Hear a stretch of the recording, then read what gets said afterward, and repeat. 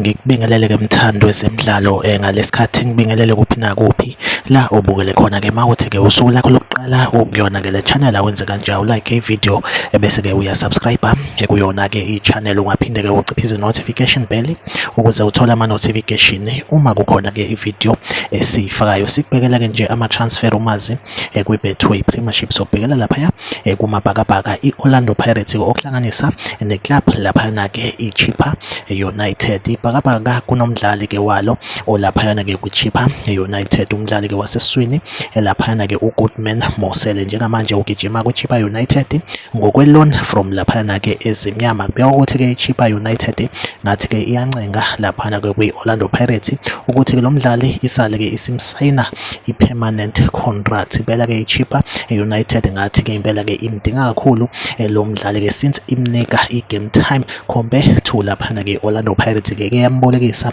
kuyona ke iChippa United phambilini yaphinde yambuyisa, kodwa ke izinto zangahamba kahle kuyona ke i-game time. So iChippa United ngathi ke ifuna ukuthi ke imsayine i-permanent deal laphana ke uGoodman Mosele, esemba ukuthi Orlando Pirates ngeke izechitha isikhathi izokwazi ke ukuthi ke ivume nalo mdlali ke. Ngicabanga ukuthi ke mhlambe iOrlando Pirates kungenzeka ivume naye ke uGoodman Mosele ukuthi ke asayine i-permanent contract nayo ke laphana ke iChilli Boys Chippa United. Yona update engiphethe ke njengamanje, like ivideo, subscribe kuyona ke i-channel. Mina nawe asihlangabezana kwevideo elandelayo, isale kahle.